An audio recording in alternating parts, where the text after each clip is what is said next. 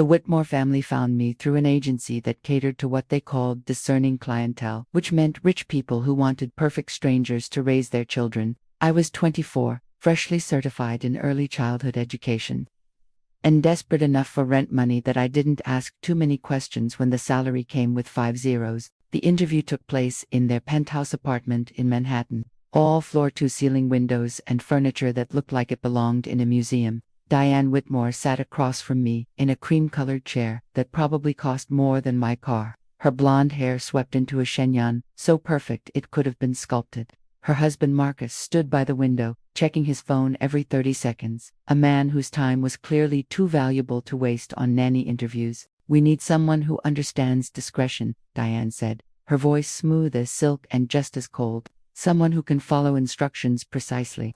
Our son Oliver is 7. Very sensitive, very particular about his routines." "I'm very good with routines," I assured her. "Good." She slid a folder across the glass coffee table. "Your contract. 3 months to start, with possibility of extension. You'll live in, Monday through Friday. Weekends off unless we need you, which will compensate generously."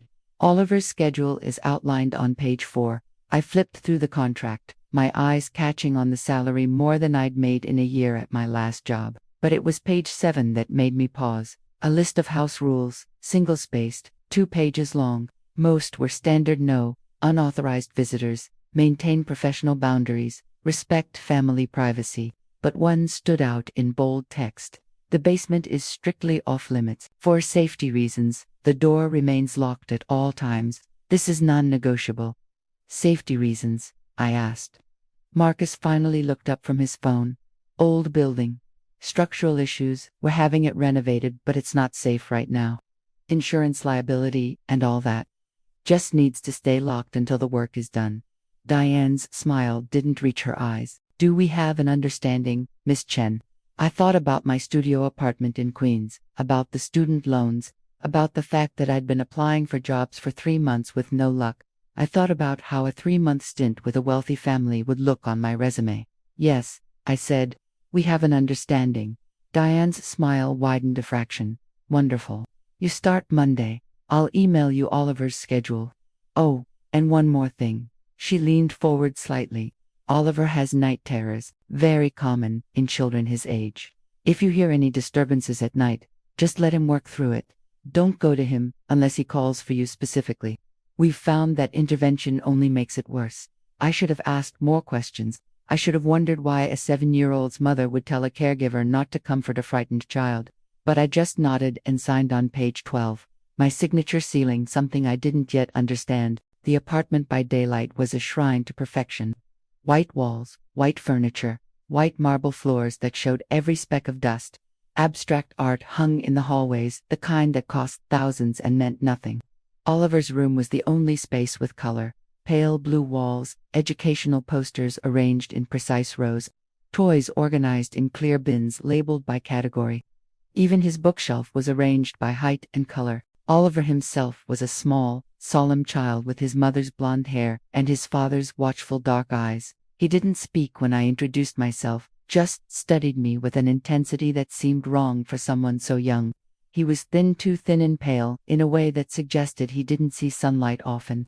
"Hi, Oliver," I said, kneeling to his level. "I'm Maya. I'm going to be spending time with you while your parents are at work. I hear you like dinosaurs." He glanced at his mother, as if checking for permission, before nodding slightly. "Why don't you show Maya your room?" Diane prompted, her hand on his shoulder with a grip that looked just a little too tight. Oliver led me down the hall, his steps measured and careful, like he was afraid of making noise. His room was immaculate, bed made with hospital corners, desk cleared of everything except a single pencil and a blank notebook, not a toy out of place. "Do you want to play with something?" I asked gently. He shook his head, then walked to his desk and sat down, folding his hands in his lap, waiting. "Oliver, you don't have to sit like that. We can play, or draw, or Mother says I need to practice sitting still," he said quietly, "so I don't disturb anyone." Something cold settled in my chest. But before I could respond, Diane appeared in the doorway. "Maya, I'm heading to the office. Oliver's schedule is on the fridge. Lunch is at noon precisely. He'll only eat from the containers I've labeled. Dinner at 6. Bed at 8. No screens, no sugar, no loud noises. She checked her watch. I'll be home by 7, and then she was gone. The apartment door clicking shut with a finality that felt like a cage locking. Oliver and I stared at each other. What do you like to do? I asked. He looked toward his closet, then quickly away. Nothing. I liked to follow the schedule. But I'd caught that glance, that momentary break in his careful composure. Later, when he was in the bathroom, I opened the closet. Behind the organized rows of clothes, pushed into the back corner, was a small wooden music box painted with faded stars and moons. When I lifted the lid, a melancholy tune played, something classical and sad. Inside was a photograph, Oliver as a toddler, maybe 3 years old, standing next to another child, a girl, slightly older, with the same blonde hair and dark eyes. They were holding hands and laughing, covered in mud, looking genuinely happy in a way I hadn't seen Oliver look once. I heard the bathroom door open and quickly closed the music box, putting it back. But when Oliver returned, his eyes went straight to the closet, and something flickered across his face. Fear or maybe longing. You have a music box, I said carefully. That's beautiful. His face went very still. You shouldn't have looked in there. I'm sorry. I was just curious. Mother says, curiosity is dangerous. He sat back down at his desk, folding his hands again, and refused to say anything else for the rest of the afternoon. That night, after Oliver was in bed and the apartment was silent, I texted my friend Sarah. * New job is weird. Kid seems scared of his own shadow. Parents are ice cold. *. Her response came quickly. * Rich people are always weird about their kids. Give it a week. *. But it wasn't just weird, it was wrong. And I couldn't shake the image of that photograph, of Oliver laughing and muddy and free, or the question that kept circling my mind: who was the girl? The basement door was in the kitchen, tucked between the pantry and the laundry room. Solid steel, painted white to match the walls, with 3 deadbolts and a keypad lock that glowed red. Locked, always locked. The first time I noticed it properly was my 3rd day, when I was getting Oliver a snack from the pantry. The door was cold when I accidentally brushed against it, cold in a way that didn't match the warm apartment. And from somewhere beyond it, I could have sworn I heard something, a soft scraping sound, like furniture being moved. We don't go near that door, Oliver said from behind me, making me jump. I know, sweetie, I was just, no one goes near that door. Not ever. His eyes were huge, his voice barely a whisper. Bad things happen if you go near that door. What kind of bad things? But he just shook his head frantically and walked away, leaving me standing in the kitchen with that cold steel at my back and questions multiplying in my mind. That night, after Diane came home, Marcus was working late, which seemed to be his permanent state. I tried to engage her in casual conversation while I gathered my things. Oliver seems like a sensitive kid, I ventured. Has he always been this quiet? Oliver has always been exactly as he should be, Diane replied without looking up from her phone. Was there an issue today? No, no issue. I just wondered if he might benefit from some playdates, or maybe outdoor time. The park nearby seems. Oliver doesn't do playdates. Her tone could have frozen water. He has everything he needs here. That's why we hired you, to maintain his routine, not to change it, of course. I just thought, thinking isn't what we're paying you for, Miss Chen. She finally looked at me, and her eyes were harder than the marble floors. We're paying you to follow instructions. Can you do that? I swallowed my response and nodded. As I left that night, I glanced back at the apartment.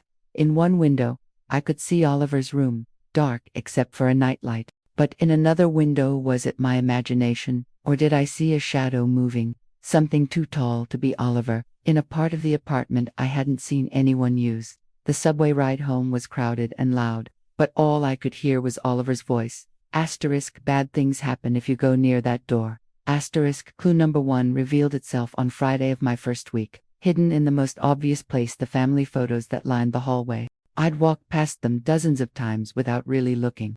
But on Friday afternoon, while Oliver was having his mandated quiet reading time, I stopped to examine them properly. The photos showed the progression of a perfect family: Diane and Marcus's wedding, Diane pregnant, baby Oliver, toddler Oliver. But they all had something in common: they'd been carefully cropped. Not obviously, but once I noticed it, I couldn't unsee it. Edges that didn't quite match, spaces where someone might have been standing. Diane and Marcus's arms positioned as if around something that was no longer there. In one photo, Oliver's 3rd birthday party, the cropping was especially obvious. Oliver stood in front of a cake with 3 candles, but the cake had 4 plates around it, and Oliver's hands were positioned as if he'd been holding someone else's hand before it was edited out. I took out my phone and zoomed in on another photo, one taken at what looked like a beach.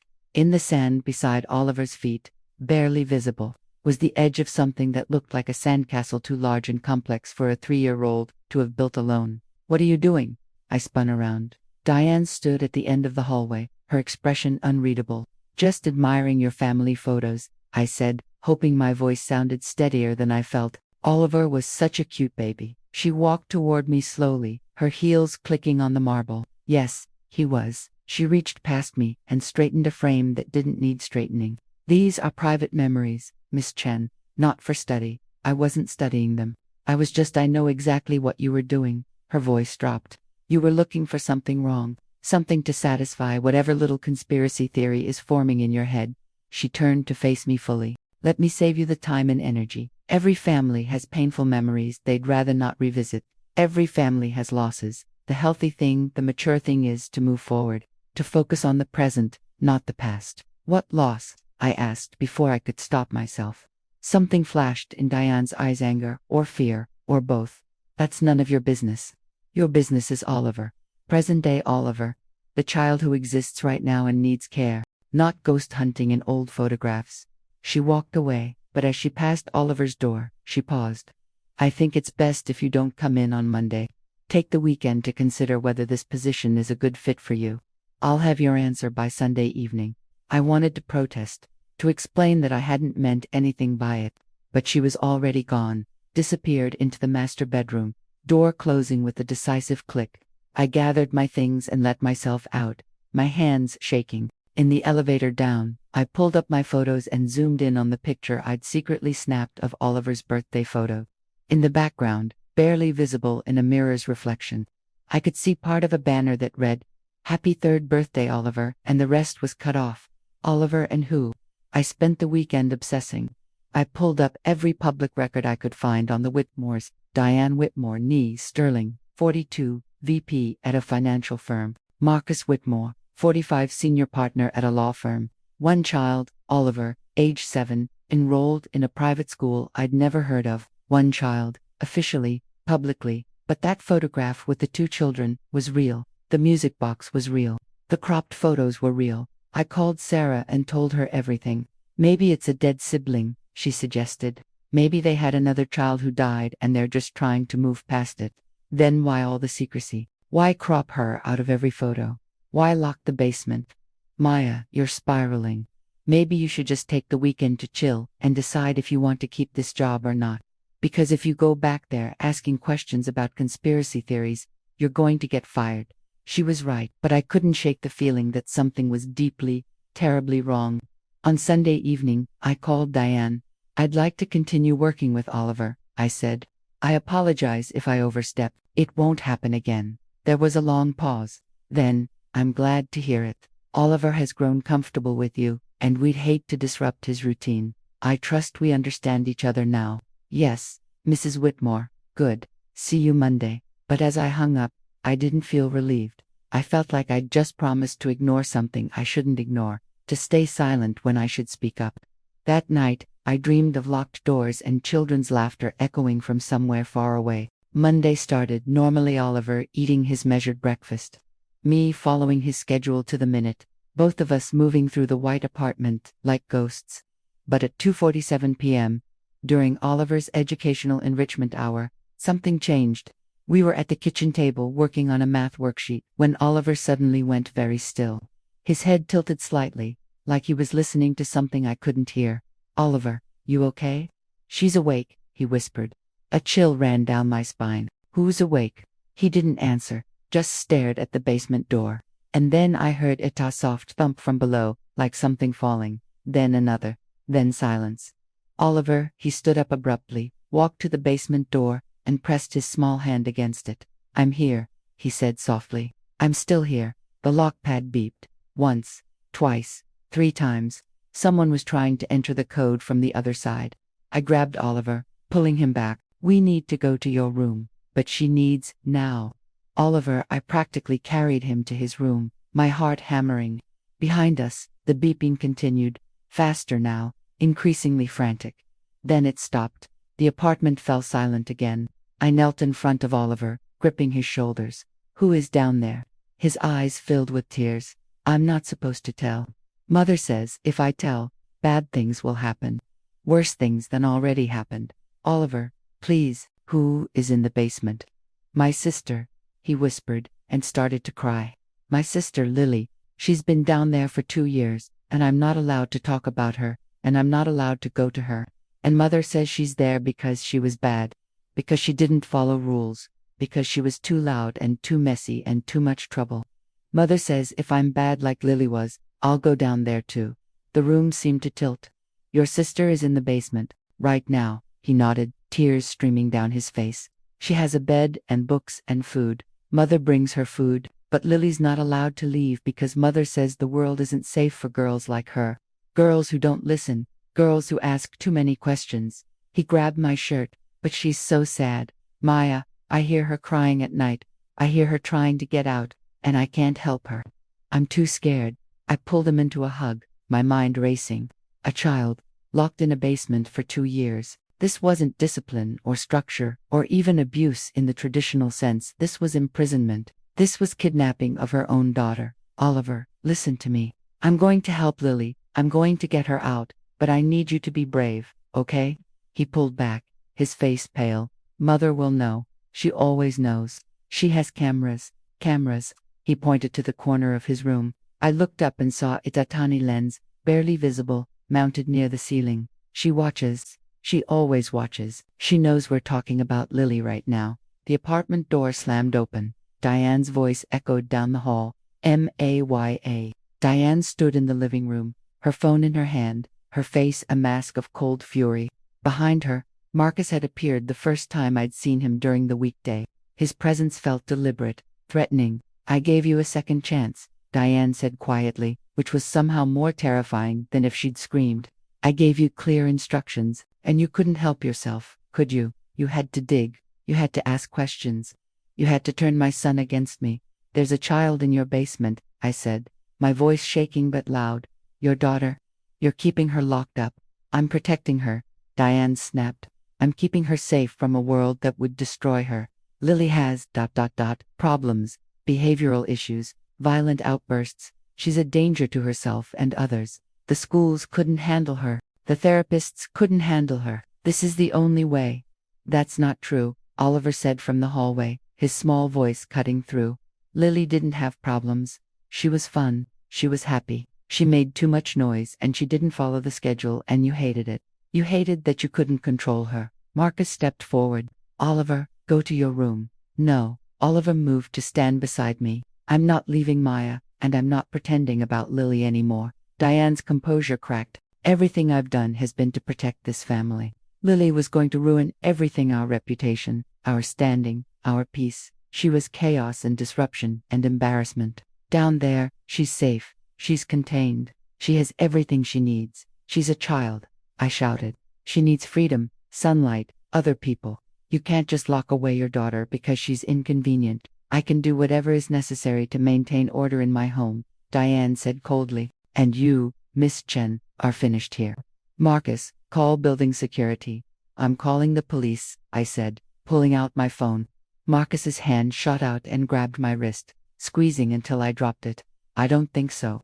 You see, you signed an NDA, a very comprehensive NDA, one that includes severe penalties for making false accusations against this family. You want to claim there's a child in the basement. Prove it, but you won't find anything because by the time police arrive, if they even take you seriously, Lily will be ... relocated. And you'll be facing a lawsuit that will bankrupt you for life. The cameras, I said desperately. Oliver said there are cameras. We'll show you interrogating and upsetting our son, Diane finished. We'll show you filling his head with paranoid delusions about his sister, who tragically died 2 years ago in a car accident. She picked up a framed photo from the side table, one I hadn't seen before. It showed a funeral program with a little girl's photo, Lily Whitmore, 2016 to 2022. That's fake, I breathed. Is it, or is it a grieving family's memorial for a child they lost? Who do you think the police will believe? A respected family with documented proof of their tragedy? Or a hysterical nanny making wild accusations. I looked at Oliver, at his terrified face, and realized I was trapped. If I called the police, they'd remove Lily temporarily, but Marcus and Diane would spin it somehow, produce documents and doctors and evidence of my instability. By the time the truth came out, if it ever did, I'd be destroyed. Get out, Marcus said. Now, and if we hear one word from you to police, to media, to anyone, we will bury you. I wanted to fight. I wanted to grab Oliver and run, to kick down that basement door, to scream until someone listened. But Marcus was between me and the door, and Diane had her phone out, probably ready to call security or lawyers, or whoever wealthy people called, to make problems disappear. I need my bag, I said. It's in Oliver's room. Diane nodded sharply. I walked past them, Oliver trailing behind me. In his room, I quickly grabbed my bag, and as I did, I whispered to Oliver, the music box. Give it to me. What? Trust me, please. He hesitated, then went to his closet and pulled out the wooden music box. I shoved it into my bag. What good will that do? He whispered. Evidence. Proof she existed. I knelt down. Oliver, I'm going to fix this, I promise. But I need you to be strong a little longer. Can you do that? He nodded, tears streaming down his face again. When I emerged, Marcus escorted me to the door. Your final paycheck will be direct deposited, minus the NDA violation penalties, he said. Don't contact this family again. The door shut in my face. I stood in the hallway, shaking, and pulled out my phone. I'd call the police anyway. I'd report it anyway.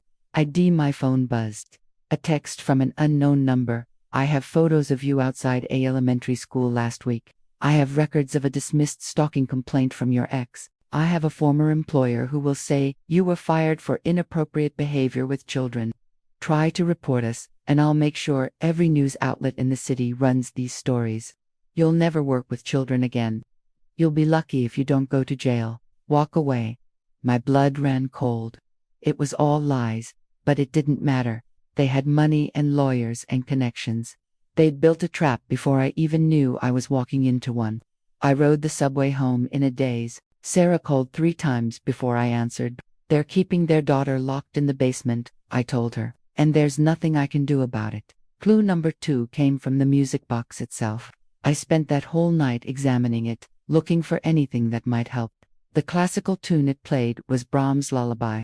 The stars and moons painted on top were slightly faded, as if it had been loved and used many times. Inside, beneath where the photograph had been, was a small wooden panel that I eventually pried up with a butter knife. Underneath was a folded piece of paper, thin and delicate, covered in a child's handwriting. My name is Lily Whitmore. I am 8 years old. If you're reading this, it means I got this box out somehow.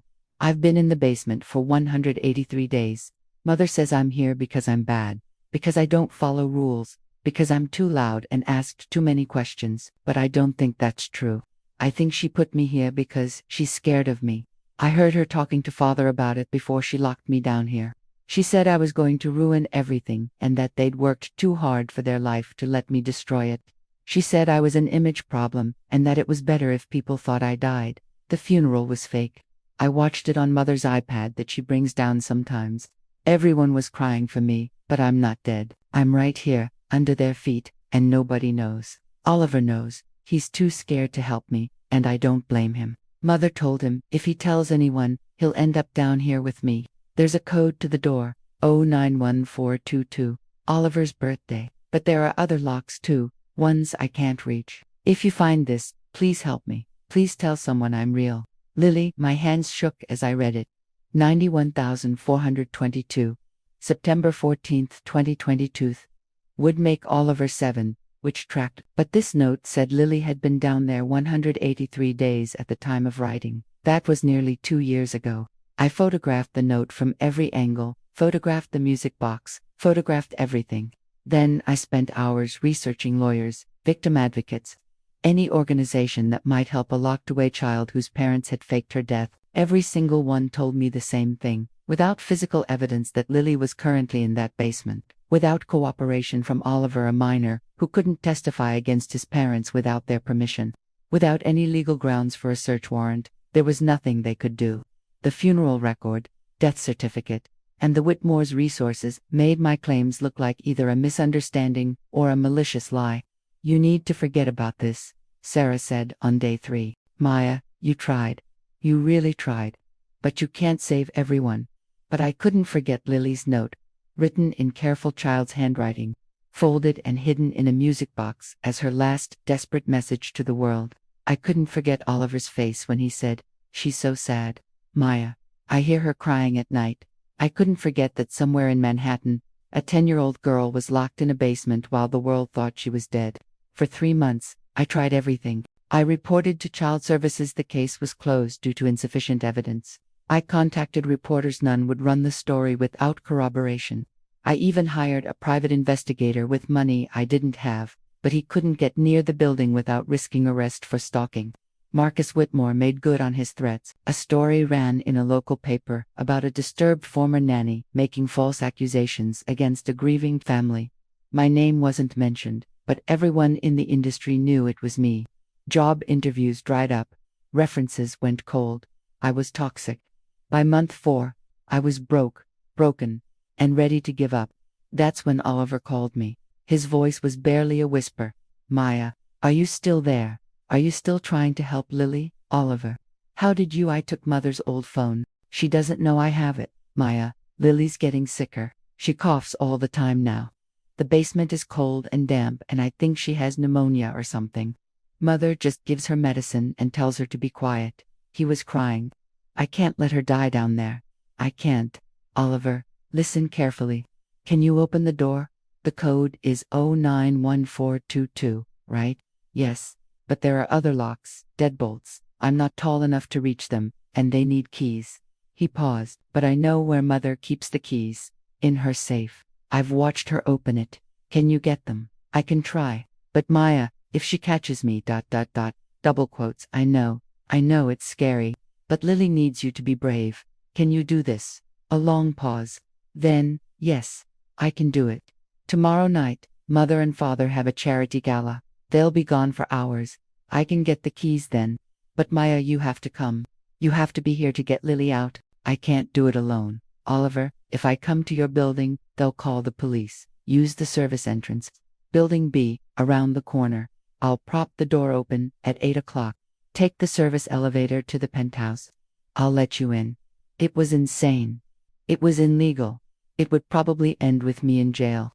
"I'll be there," I said. Clue number 3 was waiting for me in my email the next morning, an anonymous message with no subject line and no text, just an attachment. When I opened it, my breath caught. It was security footage, timestamp from 2 years ago, showing the Whitmore apartment. Diane was dragging a screaming 8-year-old Lily toward the basement door, while Marcus held Oliver back. Oliver was crying, begging them to stop. Lily was pleading, promising to be good, promising to be quiet, anything to not go down there. The footage showed Diane punching in the code, opening the deadbolts, and shoving Lily through the door. It showed Marcus physically carrying Oliver away while he screamed for his sister. It showed Diane leaning against the closed door, breathing hard, before looking up at the camera and saying something I could read on her lips. "Delete this now." But someone hadn't deleted it. Someone, probably building security, or a former employee, had kept it. And now that someone was giving it to me. The second attachment was a PDF, architectural plans for the building, with the Whitmore apartment highlighted. The basement was marked as original storage converted to panic room, safe room, 2020, a safe room. That's what they'd turned it into. A locked, reinforced space that was technically legal because it was sold as a security feature. No wonder they weren't worried about investigations. The space existed on paper, just not for the purpose they were using it. The third attachment made my blood run cold. Medical records for Lily Whitmore, from a concierge doctor who made house calls. Records showing treatment for anxiety, depression, and behavioral issues dated after her supposed death. Prescriptions for sedatives. Notes about patient confined to lower level for safety. It was all there. Everything I needed. I forwarded it all to 3 lawyers, to journalists, and the FBI's anonymous tip line. Then I printed everything, made copies, stored them in 3 different locations, and at 7:45 p.m., I walked toward the service entrance of Building B with a crowbar in my bag and a prayer in my heart. The service door was propped open with a rubber wedge, just as Oliver promised. The service elevator was old and slow, groaning its way up 13 floors while I tried to remember how to breathe. Every floor that passed, I expected security to appear, expected alarms to blare, expected this desperate plan to fall apart. But the elevator dinged softly at the penthouse level, and the doors opened to a dimly lit service hallway. Oliver was there, small and terrified, holding a ring of keys in his shaking hands. "She's bad, Maya," he whispered. "She's really, really sick." I followed him through the back entrance into the apartment. The white space looked different at night, shadows in every corner. The city lights through the windows making everything look surreal. We moved quickly to the kitchen, to that steel door I'd stared at so many times. Oliver handed me the keys, the gold one, then the silver one. "Then there's a sliding bolt at the top." I unlocked the first deadbolt with shaking hands, then the second. I dragged a chair over to reach the third bolt at the top. 091422, Oliver whispered. I punched in the code. The keypad turned green. The door opened. The smell hit me first: stale air, sickness, human waste poorly managed. Then I saw the stairs leading down into darkness. I flipped the light switch. The basement had been finished: painted walls, carpet, even furniture, but it was still a prison. And in the corner, on a small bed, wrapped in blankets, was a tiny figure. "Lily," I called softly. She stirred, her face emerging from the blankets. She was painfully thin, her hair matted, her skin pale as paper. But her eyes, those dark eyes so like Oliver's, focused on me with an intensity that was heartbreaking. "Are you real?" she whispered. "Or am I dreaming again?" I rushed down the stairs, Oliver right behind me. "I'm real. I'm Maya. I'm here to get you out, Oliver." Lily's eyes found her brother. "You came." "I came," he said, and launched himself at her, both of them crying and holding each other. I grabbed the blankets, wrapped them around Lily, and lifted her. She weighed almost nothing. "We have to go, now." But as I turned to the stairs, I heard the apartment door opening. Voices. "Diane and Marcus, home early. Check on Oliver," Diane was saying. "I'll get some wine." We were trapped. I carried Lily up the stairs, Oliver right behind me, my heart pounding so loud I was sure they'd hear it. We couldn't go out through the front, they were there, but the service entrance. "Oliver," I whispered urgently, "take your sister, go to your room, lock the door. If your parents ask, you don't know anything about this, understand, but I need you safe, both of you, please." Oliver nodded and took Lily's hand. They disappeared down the hallway just as Diane walked into the kitchen. We stared at each other across the white expanse. Her eyes went to the open basement door, to me standing in front of it, and something in her face just broke, not with sadness or guilt, with rage. "You couldn't leave it alone," she said quietly. "You couldn't just mind your own business. Your daughter is sick. She needs a hospital. She needs structure. She needs discipline. She needs—" Diane stopped, her hands clenching into fists. "You have no idea what it's like, having a child who ruins everything, who won't conform, won't obey, won't be perfect. Do you know how hard I worked for this life?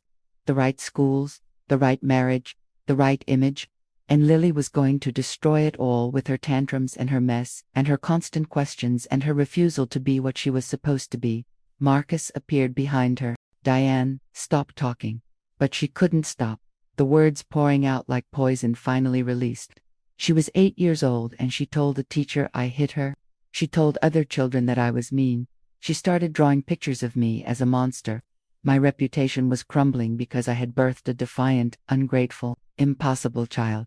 So you locked her in a basement for 2 years, I said, my voice shaking with fury. You faked her death. You made your own son complicit in this nightmare. You're not protecting your image, Diane. You're a monster. I'm a mother making hard choices. You're a kidnapper, a child abuser. And as of about an hour ago, the FBI has security footage of you dragging Lily into that basement. Medical records proving she's alive, and architectural plans showing exactly where you've been keeping her." The color drained from Diane's face. "You're bluffing," Marcus said, but his voice wavered. "The emails were sent at 6:47 p.m. The reporters got them too. By tomorrow morning, this story will be everywhere." I pulled out my phone, and right now, I'm calling 911. "You can either wait here for the police, or you can run. But either way, Lily is leaving this apartment tonight." Diane lunged at me. I'd expected it, had braced for it, and I was younger and stronger and motivated by 2 years of fury. We went down together, my phone skittering across the marble floor. But Oliver appeared, my phone in his small hands, his voice clear as he spoke. "Hello, my name is Oliver Whitmore. I need the police. My mother has been keeping my sister prisoner in our basement, and she's trying to hurt the person who found her. The address is." Marcus grabbed for the phone, but Oliver ran, ducking under his father's arms, racing toward his room where Lily was waiting. By the time Marcus followed, I heard the door lock click. Diane was still on top of me, her hands around my throat, her face twisted with rage and desperation. "You've ruined everything," she hissed. "Everything." "Good," I gasped. Sirens wailed in the distance, getting closer. The police found us exactly like that, Diane choking me in her perfect white living room, Marcus pounding on Oliver's locked door, two children huddled together inside while the evidence of their mother's crime sat open for anyone to see. The officers had to physically pull Diane off me. She screamed the whole time about how I'd broken into her home, how I'd kidnapped her children, how I was the criminal. But when they went into the basement and saw that converted space with its bed and bucket and food packages, when they checked the coded lock from the inside that couldn't be opened without an outside key, when they saw Lily thin and sick and terrified, the narrative collapsed. EMTs took Lily to the hospital immediately. Acute pneumonia, malnutrition, symptoms of long-term isolation and trauma. The doctor told me later that another week and she might not have survived. Oliver was taken into emergency custody, traumatized but physically unharmed. He told the police everything, every detail of the past 2 years, every time he'd heard Lily crying, every threat his mother had made. Diane and Marcus were arrested on charges of kidnapping, child abuse, false imprisonment, fraud, and a dozen other counts I couldn't keep track of. The fake death certificate, the memorial service, the paid-off doctor who'd kept treating Lily in secret hit all unraveled. The security footage went viral. The Whitmore's perfect image, the successful lawyer and his executive wife shattered into a million pieces, revealing the horror underneath. I gave my statement to detectives for 6 hours straight, showed them everything: the music box, the note, the photos, the evidence that had been sent to me. They'd trace it eventually to a former building employee who'd been fired by Diane and had kept the footage as insurance. "You saved her life," one detective told me. "If you'd waited even a few more days for legal channels, double quotes." But I hadn't waited. I'd broken laws: trespassing, breaking and entering. The Whitmore's lawyers tried to use it against me in the initial hearings, tried to paint me as an unhinged stalker. Then the FBI released their findings from my tip, confirming everything. Then Oliver testified, clear and brave, about what he'd witnessed. Then Lily, from her hospital bed, told her story. The charges against me were quietly dropped. The lawsuits Diane had threatened never materialized. And 6 weeks after that terrible night, I was asked to testify at the Whitmore's trial. The courtroom was packed with reporters, advocates, curious onlookers drawn to the scandal of wealthy parents who'd imprisoned their own daughter. Diane sat at the defense table in a designer suit, her hair perfect, her expression calm. Only her hands, clenched white-knuckled in her lap, betrayed her. Marcus looked older, grayer, defeated. I told my story, all of it. The locked basement, the cropped photos, Oliver's fear, the music box, the note, the rescue. I showed them the photograph of 2 happy children in mud, the funeral program for a child who wasn't dead, the medical records that proved an ongoing crime. The defense attorney tried to break me, tried to paint me as obsessed, as someone with a savior complex, as unreliable. But then they called Lily. She was 11 now, still thin but healthier, her hair cut short, wearing jeans and a purple sweater. She walked to the stand holding her aunt, Catherine's hand, Diane's estranged sister, who'd immediately fought for custody when the truth came out. Lily looked at the judge, at the jury, at the packed courtroom, then she looked at her mother. "I want to know why," she said simply. "I've asked doctors and therapists and Aunt Catherine and everyone, and nobody can explain it to me. Why did you hate me so much that you'd rather pretend I was dead than let me be myself?" Diane's composure finally cracked. Tears streamed down her face, but her voice was cold. "I didn't hate you. I loved you too much to let you ruin yourself. You were too wild, too loud, too different. The world would have eaten you alive. I was protecting you, by locking me in a basement for 2 years, by making me sick, by making Oliver think he'd be next if he didn't obey." Lily's voice rose. "That's not protection. That's torture. You're too young to understand. I understand that you cared more about what your friends thought than about your own daughter. I understand that you'd rather I die than embarrass you.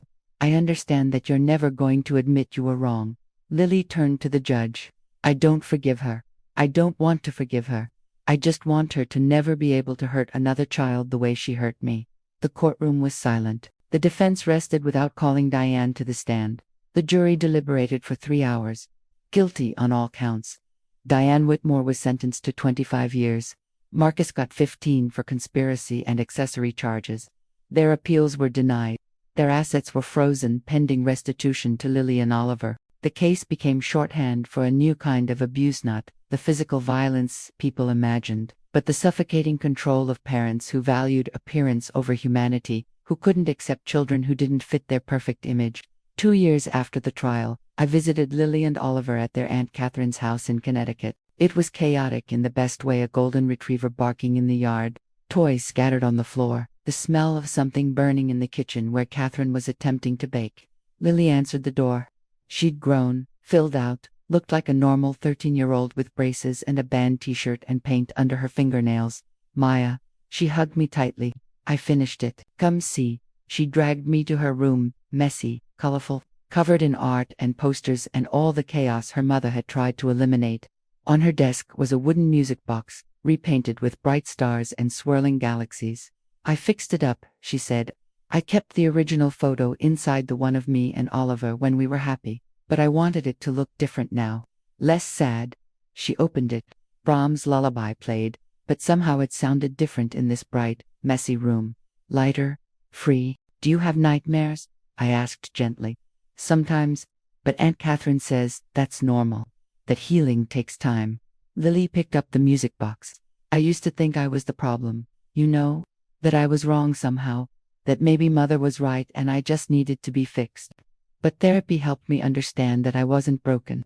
I was just ... me. And that was never going to be enough for her." "You were always enough," I said. "You were always more than enough." Oliver appeared in the doorway now, louder, more confident. "Maya, you want to see my dirt bike? Aunt Catherine says I can ride it if I wear all the safety gear." "A dirt bike," I laughed. "Your mother would have a heart attack." "I know," he said with a grin that looked delightfully mischievous. "That's why it's awesome." Over dinner's lightly burnt lasagna that we ate anyway, Catherine told me about their progress. Both kids in therapy, both doing well in school. Oliver was in soccer and drama club. Lily was taking art classes and writing in a journal about her experiences. The prosecutor asked if Lily wanted to do a victim impact statement at the parole hearing in 15 years. Catherine said, "I told them she'd decide when she's ready. No pressure." "I've already decided," Lily said. "I'm going to do it. I'm going to stand there and tell them exactly what those 2 years took from me. And then I'm going to tell them about everything I've done since, all the art I've made, all the friends I've found, all the living I've done." She looked at me. "Because the best revenge isn't hating them. It's being happy anyway." After dinner, I sat on the porch with Catherine while the kids played with the dog in the yard. "You saved them," Catherine said quietly. "I should have known something was wrong when Diane stopped letting me visit. I should have pushed harder. But you didn't give up. I couldn't give up. Not when I knew a lot of people would have. It was dangerous, illegal, risky." She turned to look at me. "Thank you for being the kind of person who couldn't look away." I watched Lily and Oliver chasing fireflies, their laughter floating on the summer air, and thought about that first day in the perfect white apartment with its locked doors and terrible secrets. Some things are worth the risk. Some people are worth fighting for. And some doors are meant to be opened, no matter how many locks stand in the way. 5 years after the trial, Lily was 18, legally an adult, legally in control of her own story. She published a memoir called The Girl in the Basement, describing her experiences with unflinching honesty. It became a bestseller, sparking conversations about child abuse, parental control, and the dark side of perfect families. She donated the proceeds to organizations that helped children escape abusive homes. Oliver, 15 now, wrote the foreword. "My sister spent 2 years in darkness, so I wouldn't have to, but I spent 2 years in silence while she suffered. We both survived, but we both carry scars." This book is for every kid who's been told to be quiet, to obey, to be perfect. You don't have to be anything but yourself. I attended Lily's book launch in a small bookstore in Brooklyn. She'd asked me to introduce her, and as I stood at the microphone looking at the crowd of supporters and survivors and people who'd followed her story, I thought about that music box, that desperate note, that locked door. I met Lily when she was 10 years old and half dead in a basement. I said, I met her when she'd been erased from the world, when her own parents had declared her dead rather than accept who she was. But Lily didn't die. She survived. She fought. She waited for someone to believe her, and then she made sure no one could ever doubt her again. This book is testament to her strength, but it's also a warning. There are more children like Lily, more locked doors, more families with terrible secrets, and we have a responsibility to look, to listen, to believe, and to act even when it's hard, especially when it's hard. Lily took the microphone, and the room fell silent. My mother loved the idea of me more than she loved the actual me, she began. And when I couldn't live up to that idea, when I was loud and messy and asked too many questions, she decided I was better off dead. But here's what she never understood. You can't kill someone's spirit by locking them in darkness. You can't erase someone's existence by removing them from photos. You can't make someone disappear just because they're inconvenient. The truth has a way of surviving, and so do we. The applause was thunderous. Afterward, people lined up to share their own stories of parents who couldn't accept them, of siblings lost to abuse, of near misses and fortunate escapes.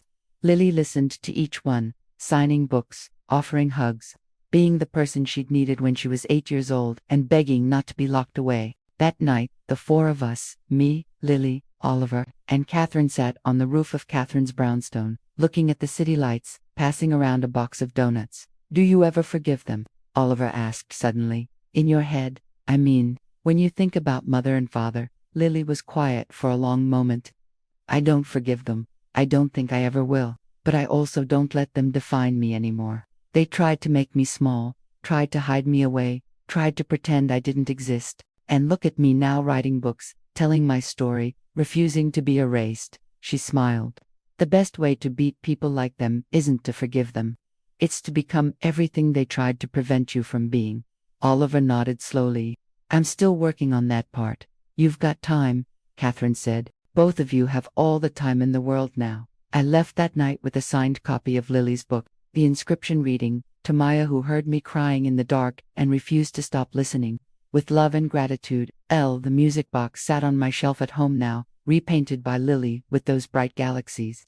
Sometimes I opened it and listened to Brahms' lullaby, and remembered a locked door in a perfect apartment, remembered a little girl who'd hidden a note in a music box as her last hope, remembered the choice to believe, to fight, to refuse to look away. Some people say I'm a hero, but I was just a person who heard something wrong and couldn't ignore it. The real hero was a 10-year-old girl who survived 2 years in darkness and came out the other side, determined to be a light for others. The real hero was a 7-year-old boy who found his courage when his sister needed him most. The real heroes are the ones who survive, who speak up, who refuse to let their stories be buried. I was just the person who opened the door. But sometimes, that's enough.